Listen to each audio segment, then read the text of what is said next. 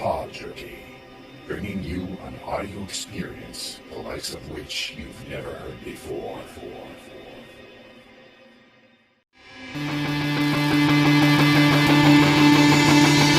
Pod Jerky.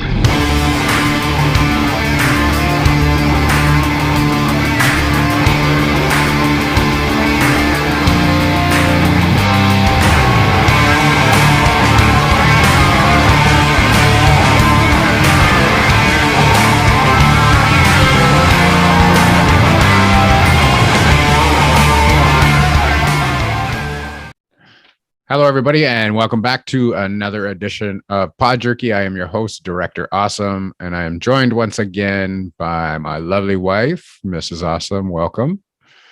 I like the way you say that. My lovely wife.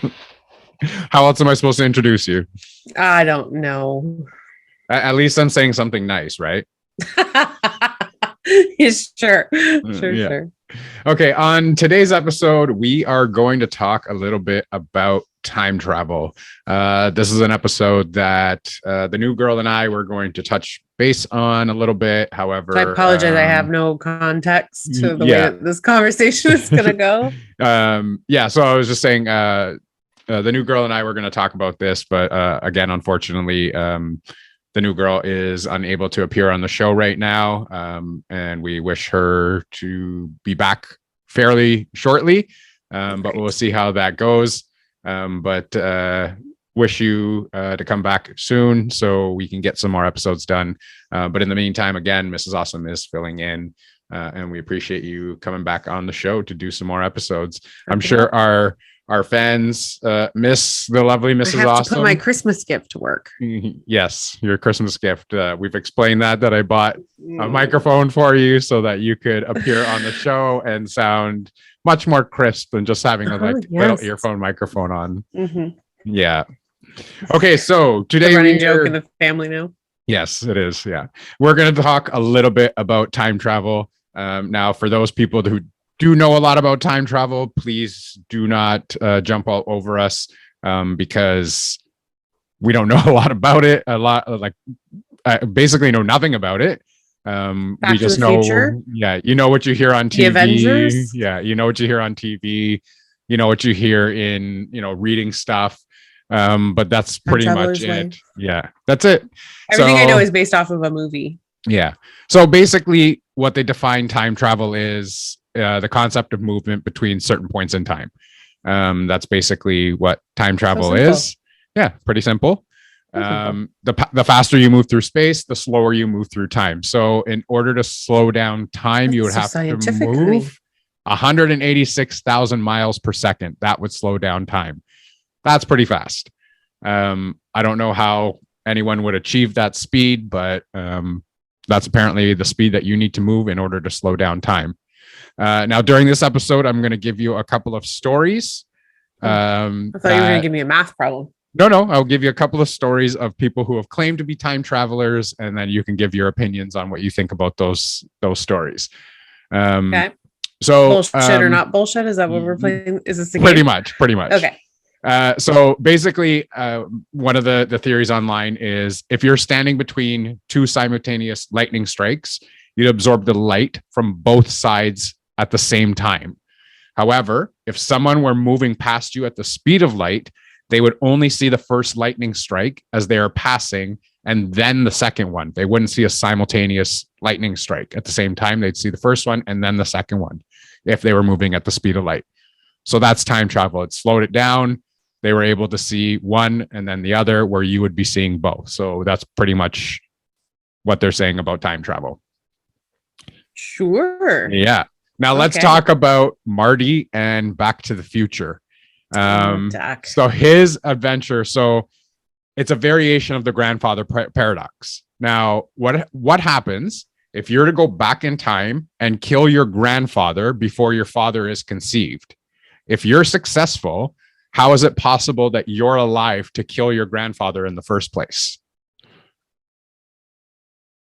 Oh my God. Head scratcher, grandfather paradox.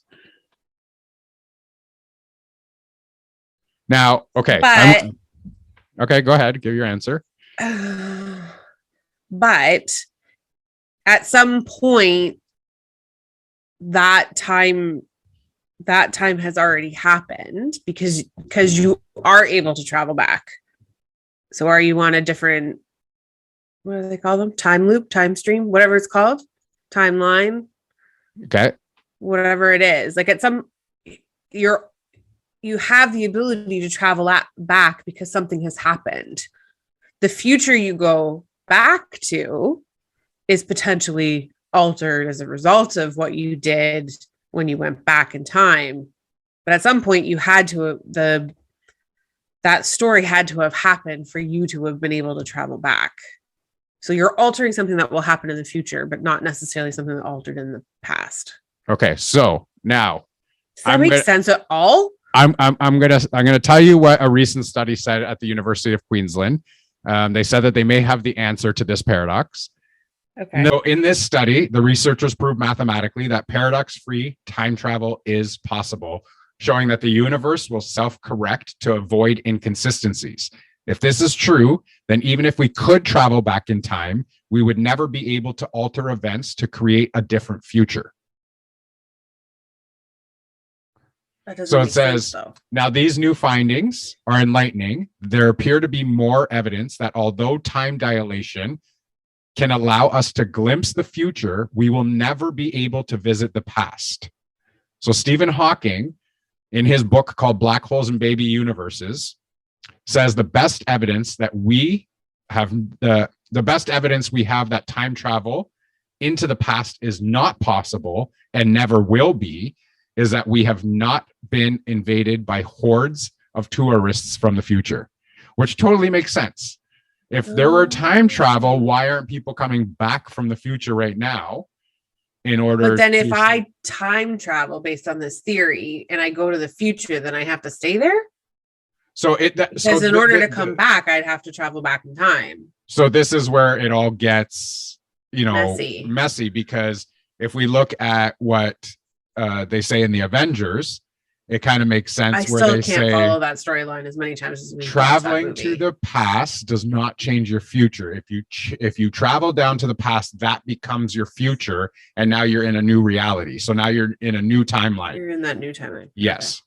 So let's get into a couple of actual people who have claimed to be in time travel. They've traveled from the future into the past. Some interesting things that have happened. I'm sure Stephen Hawking, just for the record. I do too. But I'm pretty sure this photo has been online a ton that we've seen. People in the 40s that are talking on cell phones. Cell phones weren't created back then. Do you have a copy of this photo? I don't have. I see this online all the time. I'm not saying it's not altered. I don't know. But this is kind of one of the main things that people talk about with time travel. If this person has a cell phone in the past, how in God's name did they have this cell phone in the past? They would have had to travel from the future. Bullshit or not? Bullshit. I believe so too. It's probably something else that people mistake for a cell phone. Not 100% sure what it was, but there are these photos that are circulating around the internet that are pretty interesting. I feel like you should have had said photos and popped them up so that we could debate this. I don't have said photo. We're going to Google them later because now I need to see them. Yeah. There was another guy that said he was from the future and said World War III happens in 2015. Thoughts on that one? We're in 2022. World War III has not happened yet, although we're not far off from something catastrophic happening.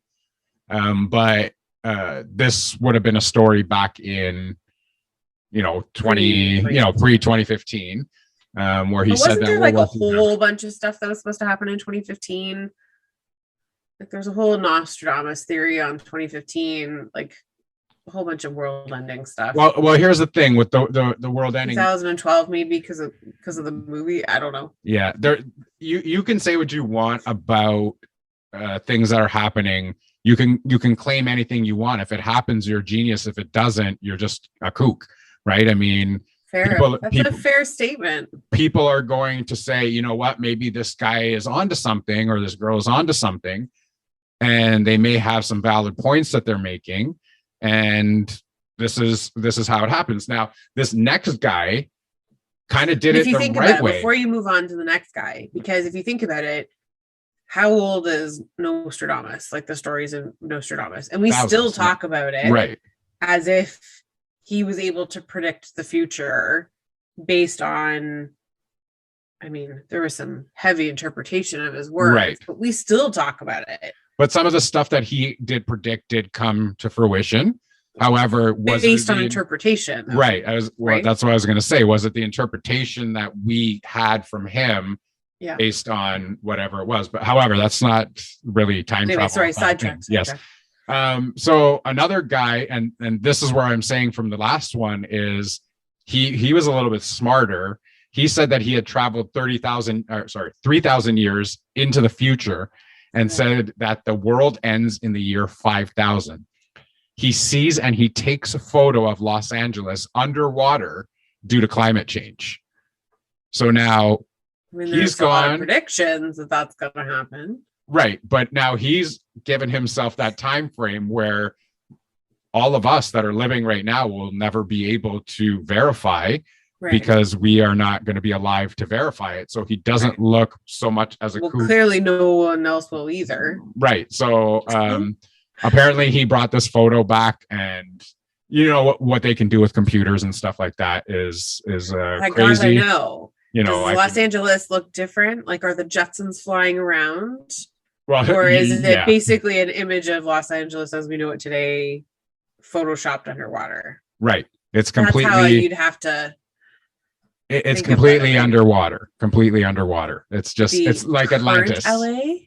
Yes. Or a future LA. No, it's the current LA. Well, then it's full of crap, because you're telling me LA's landscape hasn't changed at all in 2,500 years. Well, we don't know. Well, you can't really tell the current landscape. Have you been downtown Toronto? But there's a new condo every 5 minutes. I know, but you can't tell underwater. You don't see what's buried at, under the water. And you can only say it. Bullshit. Look, I'm only going by time travel stories that were posted online. You asked me my opinion. I say bullshit. Okay, so let's get into this one then.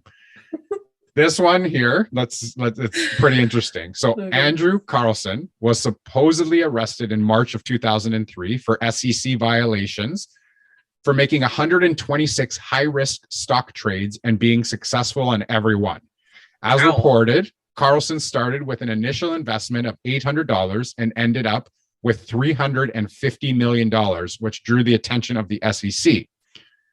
Later reports suggest that after his arrest, he submitted a 4-hour confession wherein he claimed to be a time traveler from 200 years in the future. He offered to tell investigators such things as the whereabouts of Osama bin Laden and the cure for AIDS in return for a lesser punishment, and to be allowed to return to his time craft, although he refused to tell investigators the location or workings of his craft. A mysterious man posted his bail, and Carlson was scheduled for court hearings, but was never seen again. Records show that he never existed. What do you think about that? Oh, that one gave me goosebumps a little. So part of me just thought, people disappear all the time and can wipe themselves from the face of the earth. We've seen it, it happens. But keep in mind, this was in 2003. Still, even then. And honestly, some people are just freaking geniuses when it comes to the stock market. So he is just probably insanely, ridiculously smart when it comes to stocks and trading, in order to be able to do that. Or they were never able to prove insider trading. But I'm not going to lie, the fact that he just disappeared off the face of the earth, and I don't really believe that he can tell you half the stuff he claims he can tell you. That one's a little creepy. But if we go back to Stephen Hawking saying that it's impossible to travel back in time, then this can't happen. No, but the story itself is just a little bit creepy if you think about it, right? Like if he really went from $800 to $350 million, That in itself is pretty incredible. Even if you had insider trading information, would you be able to pull that off without getting caught? To the like, it's not like the FBI or whoever was interviewing him actually had proof, sorry, that he had done it. I don't know. That one's a little creepy. I'm not chalking it up to time travel. The story itself is just really creepy. See, for me, if I was an FBI investigator or whatever it was that was interviewing him, I would have said, okay, you know what? Put your money where your mouth is. Tell us where bin Laden is. I want to know where bin Laden is. If you come through with that, we'll work the deal for you. If you don't, we know you're full of shit. Right. You know, I've had this discussion with lots of people. He could say there's a cure for AIDS. Do they want a cure for AIDS or do they want a cure for cancer? It's a big pharma thing. I'm not going to get into that because we've discussed that already in the front. Yeah. So is that really something that they want? Time traveling craft? I don't know. Like, we don't know what's in the future, There's right? no We proof, don't right? know. So right. it's all hearsay. So when it's all hearsay, there's a lot of doubt. Yes, If you definitely. prove evidence of these things that you say that you have or know, that's a different story. Then you can prove that there's a possibility beyond a reasonable doubt. But right now it's just a bunch of words. Yes. So then you have to kind of call bullshit. At this But the point, fact that he disappeared off the face of the earth and there's no record of his existence, I mean, again, it's not like computers weren't around in 2003. right. So at this Very point, easy to be able to manipulate. at this point, like, those are the stories that I have found online about I want to see the pictures of time travel. But I'm going to play a short video right now that is going to go into the podcast explaining time travel. So let's have a look at that.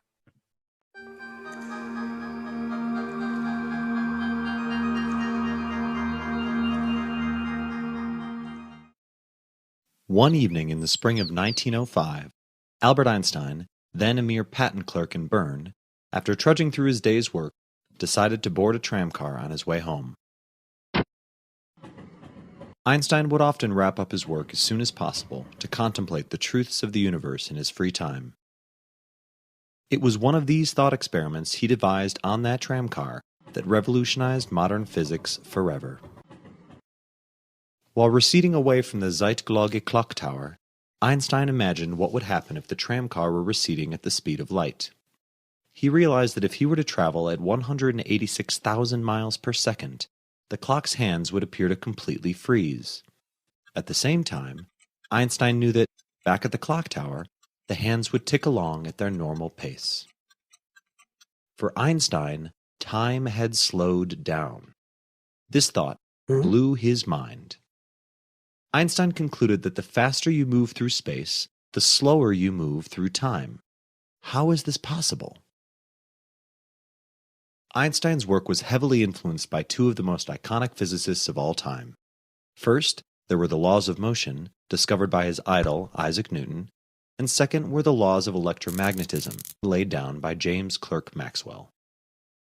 Newton's laws insisted that velocities are never absolute, but always relative, so that their magnitudes must be appended by the phrase, with respect to. For instance, a train travels at 40 kilometers per hour with respect to someone at rest. However, it only travels 20 kilometers per hour with respect to a train traveling 20 kilometers per hour in the same direction. Or, it travels 60 kilometers per hour with respect to another train traveling in the opposite direction at 20 kilometers per hour. This is also true for the velocities of Earth, the Sun, and the entire Milky Way galaxy. On the other hand, Maxwell found that the speed of an electromagnetic wave, such as light, is fixed at an exorbitant 299,792,458 meters per second, regardless of who observes it.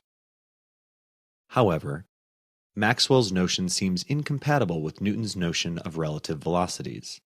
If Newton's laws are truly universal, why should the speed of light be an exception? This presented Einstein with a daunting dilemma. This conflict between the ideas of Newton and Maxwell can be demonstrated with another of Einstein's brilliant thought experiments. Einstein imagined himself on a train platform witnessing two lightning bolts strike on either side of him. Now, because Einstein stands precisely in the middle of the two strikes, he receives the resulting beams of light from both sides at the same time. However, things get more complicated when someone on a passing train views this event while whizzing past Einstein at the speed of light. If the speed of light conforms to the rules of relativity, then the person on the train wouldn't witness the lightning strike simultaneously. Logically, the light closer to the man on the train would reach him first. A measurement of the speed of light made by both men would differ in magnitude. This would contradict an apparently fundamental truth of the universe. Einstein had to make a difficult choice. Either Newton's laws were incomplete, or the speed of light was not a universal constant. Einstein realized that the two notions could coexist with a small tweak in Newton's laws. To get rid of the discrepancy in the measurements, Einstein suggested that time itself, for the man on the train, must slow down to compensate for the decrease in speed, such that the magnitude remains a constant. Einstein called this absurdity time dilation, and his newfound theory special relativity. Newton believed that time moved unflinchingly in a single direction, forward. Einstein, however, had just realized that time stretches and contracts, varying with velocity. Due to its malleability, time, like space, deserved its own dimension. In fact, Einstein claimed that the two were one and the same. Together, they formed a four-dimensional fabric or continuum called space-time, upon which the mundane events of the universe would unfold. Einstein suggested that massive objects like the sun didn't pull bodies like Earth with a mysterious, inexplicable tug, but rather curved the fabric of space-time around them, forcing Earth to fall down into this steep valley. A highly simplified analogy is the dip in a trampoline made by of a bowling ball. If a marble were placed on that trampoline, the marble would immediately roll towards the bowling ball in the center. This is also true for Earth's gravity. We are pinned to the ground because space, so distorted by the Earth's mass, pushes us down from above. However, the slump in the fabric around Earth is not uniform, and Earth's gravity grows more intense as we move towards its center, where the curvature is at a maximum. Therefore, like the marble on the trampoline, an object that falls towards the Earth accelerates as it races towards the center of the planet. It falls faster when just above the surface than it does, say, when it is slightly above the atmosphere. But hey, according to special relativity, the faster you move through space, the slower you move through time.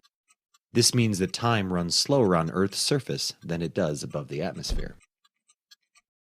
Now, because different planets have different masses, and thus different gravitational strengths, they also accelerate objects at different rates. As we have learned, this means a variable passage of time. This is what happens in the movie Interstellar, when the protagonists land on a planet in the proximity of a black hole. The gravity on the planet is so severe that 1 hour on the surface is equivalent to 7 years on Earth. To understand how motion affects time, let's consider the simplest timekeeping mechanism. A second passes each time the photon is reflected. Let's imagine two people, one in a spaceship slightly above Earth's atmosphere, and the second on top of a small hill just above the Earth's surface. Both are watching a man fall from space towards the ground. Let's say that the falling man is carrying the photon clock explained a moment ago. What do each of the two men observe as the man falls past them? What they observe is eerily similar to what a stationary person would observe when watching a ball bounce in a moving train. As the man falls from space, the light in his clock would appear to move in triangles to the two observers. This would mean that the light travels a longer distance, consequently stretching the duration of a second. It is obvious that the length of triangles the light traces, and therefore the duration of a second, is proportional to the velocity of the falling man. When we recall that objects closer to the center of the planet fall faster, we can determine that time would appear to pass slower to the man on the hill than it does to the man in the spaceship above. Of course, the difference is infinitesimal. The difference between the time measured by clocks at the tops of mountains and at the surface of Earth is a matter of nanoseconds. time dilation affects every clock, whether it relies on basic electromagnetism or a complex combination of electromagnetism and Newton's laws of motion. In fact, even biological processes are slowed down. Yes, that's right. Your head is slightly older than your feet.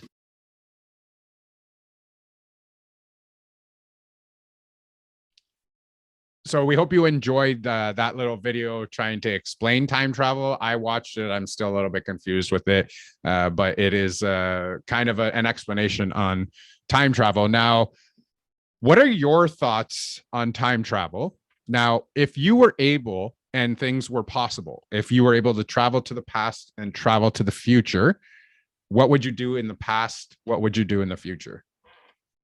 Oh, geez. That feels like a really heavy question. Doesn't have to be. I mean, something fun. It doesn't like just what would you want to do in the future? What would you want to do in the past? I don't know that I want to go in the past. I've been there. I lived that already.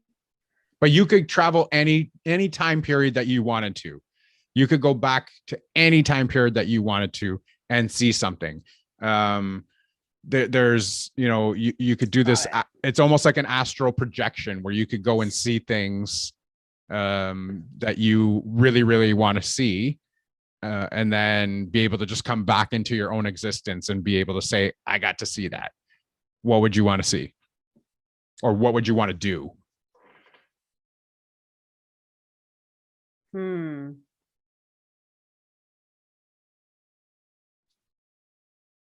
It feels like such a deep question. I think the first thing that comes to my mind would be to see Martin Luther King speak in person, live, down there, do the walk with them. Like an epic moment in history would probably be something I would go back and view. Keep in mind, there's no consequences for your actions. Like you wouldn't die doing what you want to do. I don't want to go to war. So I would think, I think I would want to go back and witness like an epic moment in history that people will forever talk about, like seeing Martin Luther King talk. That would be really cool. Okay. I think for myself, it's either Jesus time. Oh, wow. Okay. To see what happened there. And then the other one would probably be dinosaurs and maybe the meteor hitting and seeing what happened. We know what happened. I mean, at the extinction. You want to live through that? So no, you but want to experience that, right? I just want to experience this. Like I said, the it's world almost basically like almost ending. You want to experience that. So what is it with you in the apocalypse? So it's like an astral projection. You get to see what actually happened, but not experience. Right, without actually being there. Without consequence. Yes, zero consequence. We're not going to find a director awesome fossil. Now. Well, this future wouldn't be right. I mean, right now this altered. Right. So that'd be too bad. We'll just see a little fossil. Yeah. Of Director Awesome and a little pod jerky sign right beside in the rock. Yeah. Okay. So if you could go into the future, what would you want to do? Well, I don't know what it's going to hold. So I think it would be cool to just kind of travel all over the world and see what happened. Right, like see these flying cars and this George Jetson life and this, which is funny enough that his birthday was 2 July weeks ago. 31st. Yeah, 2 weeks ago it was George Jetson's actual birthday from the show, July 31st, 2022. So like Rosie trying to destroy the iPad and like they were good ones. Yeah. So I think it would just be cool to see what happens. Like there's so much talk about if we don't get our shit under control now, that there isn't going to be much of a future that we're going to leave for the next couple of generations. So I guess I kind of want to know, did we turn it around? Well, if we go by the guy who says the world ends in the year 5000, we're still 2700 and change away from that happening. Yeah, I will be around. No, sorry, 2800 and changed. What year are we in? 2022. My math is not really good today. We gotta go. We got a while to go. Yeah, so we're still 2900 years away from that. Wow, that's 3 different numbers that I just gave right there, but we're about 2900. You claim to be good at math. What's happening? I am good at math. 2900 years away from seeing that. So if we don't get our stuff together right now and we do end up going to the year 5000, it's got nothing to do with what we're doing right now, because that's 2900. That's more years than we've actually started counting our years, right? So yeah, it's still a long way to go. So yeah, I think in the future I kind of want to see, like you said, like how does the world turn out? What kind of technology is out there? Have we come into contact with any kind of other civilization? Like, are there, are there aliens out there that we got our technology from, and our technology is so much better now? Well, we know the technology is going to get a lot better than it is now, because it's come a long way in the past 20 years anyway. So yeah, something like that would probably be pretty cool. Yep. Yeah, just to see where we end up. Like, we've watched so many post-apocalyptic type movies around what happens to humanity and the divide or the coming together or whatever it might be. It's kind of interesting to see what it looks like. Does it look like a post-apocalyptic? Is race a thing? Right. Race, gender. Yeah. Is that all a thing? All the things that have kind of come up over the course of our lifetime, I'm assuming, hopefully less than 100 years from now, that would fundamentally be very, very different. Well, it's funny because you always hate when I say this, but there's an episode of South Park. Oh God. So I should have known. But they actually have an episode based on a little bit of time travel, and the humans that are there are all, one. Like, they all are, like, it's basically one gender, one race. Like, it's just basically what you had mentioned a couple of minutes ago. So it's interesting that you said that, because that's an actual episode, probably from 15 years ago, actually. Yeah. It's one of their earlier seasons that they actually had that. If the Simpsons can predict shit. Yeah. So can South Park. I can't believe I'm saying this. Yeah. But why not, right? I mean, who knows? Who knows what's going to happen in the future? True. We just live our days today, whatever it is. But this is kind of, I don't want to live that long. No, but it's kind of like a fun episode that we did just to see, kind of talk about a couple of things about time travel. But if we do go by Stephen Hawking's theory that we cannot travel back to the future, then, that's kind of where I'm leaning towards. And watching the Avengers explanation in Endgame was gold. So let's kind of go out on that little conversation with Paul Rudd. So here it is. Oh, that's what I heard. Wait, but who? Who told you that? Star Trek, Terminator, Time Cop, Time After Time. Quantum Leap, Wrinkle in Time, Somewhere in Time. Hot Tub Time Machine. Hot Tub Time Machine. Bill and Ted's Excellent Adventure. Basically any movie that deals with time travel. Die Hard? No, it's not one. This is known. I don't know why everyone believes that, but that isn't true. Think about it. If you travel to the past, that past becomes your future. And your former present becomes the past, which can't now be changed by your new future. Exactly. So Back to the Future is a bunch of bullshit. All right, that was the little explanation of time travel from the Avengers and Endgame. I just loved the line from Paul Rudd. I had a good laugh at that line. So Back to the Future is just a bunch of bullshit. It was a really good line that delivered in the movie, and that was enjoyable for me.